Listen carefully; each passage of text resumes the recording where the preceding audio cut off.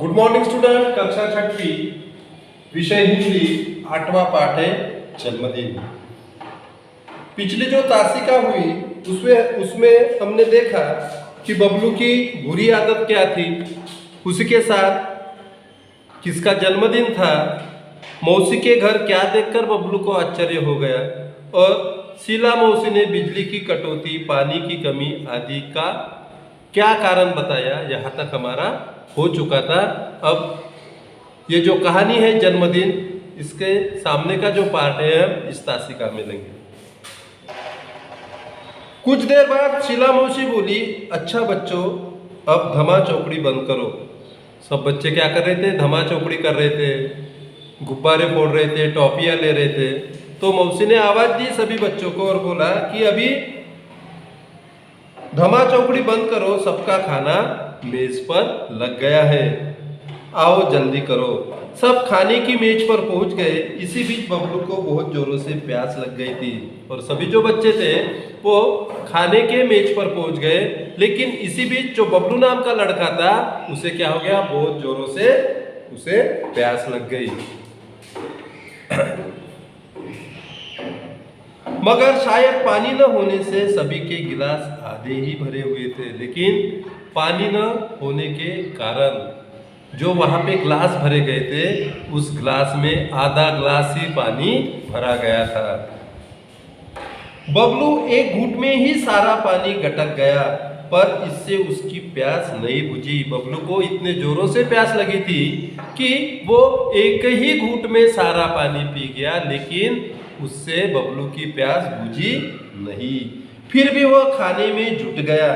2-4 core भीतर जाते ही उसकी प्यास और भड़क उठी।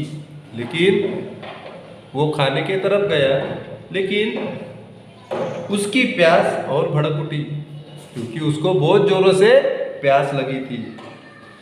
वह प्यास से बेचैन हो उठा। गर्मी अलग अलग परेशान कर रही थी क्योंकि वहां पे बिजली भी नहीं थी, इसके कारण गर्मी भी बहुत परेशानी कर रही थी और पानी भी नहीं था। वह पानी पानी चिल्लाने लगा, लेकिन पानी का जग खाली पड़ा था। क्योंकि बबलू को बहुत जोरों से प्यास लगी थी, वो पानी पानी चिल्लाने लगा, लेकिन वहां पे जो जग था पानी का वो क्या था? खाली था। शीला मौसी मुंह बनाकर बोली, क्या बताऊं बेटे, इस ब्लॉक की पानी की टंकी की सफाई हो रही है। शीला मौसी ने मुंह लटका कर बोली कि ये जो ब्लॉक है जहाँ पे हम रहते हैं, जिस टंकी से पीने का पानी आता है, उस टंकी की सफाई चालू है, इसलिए पानी नहीं आया। कोई बात नहीं बच्चों, अच्छा बुरा तो होता ही रहता है, तुम लोग खाना खाओ। ऐसी बातें तो होती ही रहती है, लेकिन तुम इसके तरफ ध्यान मत दो, तुम क्या करो? खाना खाओ। कौन बोली? शीला मौसी बोली। अड़ोस पड़ोस में देखते हैं, कहीं ना कहीं से पानी तो मिल ही जाएगा। अड़ोस पड़ोस में हम देखते हैं, अगर कहीं पे पानी होगा तो हम उसे ला लेंगे। लेकिन इस आश्वासन से बबलू को कोई राहत नहीं मिली। मौसी ने जो आश्वासन दिया था, कौन सा आश्वासन दिया था? कि अड़ोस पड़ोस से कैसे तो भी पानी की व्यवस्था हम करते हैं। लेकिन बबलू को इस आश्वासन से कोई राहत नहीं मिली। प्यास से उसका गला सूखा जा रहा था, खाने का एक कोर भी गले से नहीं उतर रहा था। बबलू को इतने जोरों से प्यास लगी थी कि उसका सारा ध्यान उसकी प्यास के तरफ ही था और उसी वजह से उसका खाने को भी मन नहीं कर रहा था, खाना खाने को भी मन उसका नहीं कर रहा था। आज पहली बार प्यास का अनुभव करने से तो उसे पानी मिलने वाला नहीं था, क्योंकि आज पहली बार बबलू को पानी का महत्व समझ में आ रहा था। आज पहली बार बबलू को पानी का महत्व समझ में आ रहा था, लेकिन उसे समझ में आ रहा था, लेकिन उससे उसकी प्यास बुझने वाली थी क्या? नहीं। आज पहली बार प्यास का अनुभव करने से तो उसे पानी मिलने वाला नहीं था। जैसे आज पानी को तो बबलू से अपनी बर्बादी का भी जी भरकर बदला जो लेना था। जिस प्रकार बबलू पानी को बर्बाद कर रहा था, तो आज क्या हो रहा है? पानी भी बबलू से जी भरकर अपना बदला ले रहा है। अब तो बबलू क्या, तमाम बच्चों के धैर्य भी जवाब देने लगे थे। सिर्फ बबलू ही नहीं, तो वहां पे मौजूद जो बच्चे थे वो भी प्यास के कारण तड़प रहे थे, क्योंकि उन्हें भी जोरों से प्यास लगी थी। क्यों लगी थी?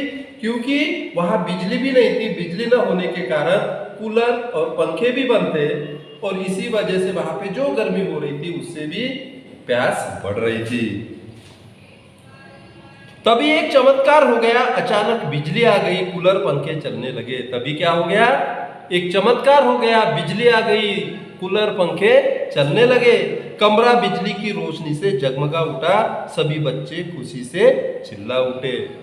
तभी एक चमत्कार हुआ, बिजली आ गई, जो कूलर और पंखे जो बंद थे वो अचानक चालू हो गए, कमरा बिजली की रोशनी से जगमगा उठा, और इसी के कारण सभी बच्चे खुशी से चिल्ला उठे। मगर बिजली आने पर भी तो प्यास बुझने वाली नहीं थी। बिजली तो आ गई, लेकिन पानी आया था क्या? नहीं। बिजली अपन हमारी प्यास बुझा सकती है क्या? नहीं। पानी का कार्य पानी ही करता है। बिजली तो आ गई थी, लेकिन पानी नहीं था। अंकल को भी अचानक कुछ याद हो आया। वो खुशी से बोल उठे, सारे, अरे बच्चों, मैं तो भूल ही गया था कि बड़े वाले पानी के कूलर में पानी भरा हुआ है। अभी तो क्या हो गया? कूलर में भी पानी था, और कूलर में जो पानी था इसके वजह से वहां पे जो ठंडी का जो मौसम तैयार हो गया, उसके कारण बच्चे भी खुश हो गए थे। अगले ही पल वहां का दृश्य बदल गया, क्योंकि वहां का वातावरण पूरी तरह बदल गया था, क्योंकि कूलर पंखे चालू हो गए थे, कूलर में पानी भी था, इसके चलते ठंडी हवाएं भी आ रही थी। बच्चे बड़े सब ठंडे पानी के साथ चटपटे भोजन का स्वाद लेने लगे, और जो वहां पे जो मौजूद लोग थे, बड़े बड़े लोग थे, बच्चे थे, वो भोजन का स्वाद लेने लगे। बबलू की तो बाछे खिल उठी। चलने से पहले शीला मौसी और माँ एक दूसरे को देखकर मुस्कुराए। यह मुस्कुराहट के पीछे छिपा रहस्य बबलू नहीं समझ पाया।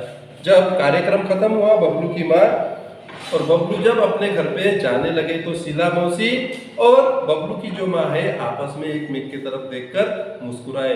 लेकिन उस मुस्कुराहट के पीछे क्या रहस्य था, अभी भी बबलू को पता नहीं चला था। वो रहस्य जो है हम अगली तासिका में लेंगे, ठीक है। ये भी क्या है? एक रहस्य है, और उसे रहस्य ही लगते हैं। कल उस रहस्य का पर्दाफाश हम कर देंगे कि ये रहस्य क्या है, ठीक है।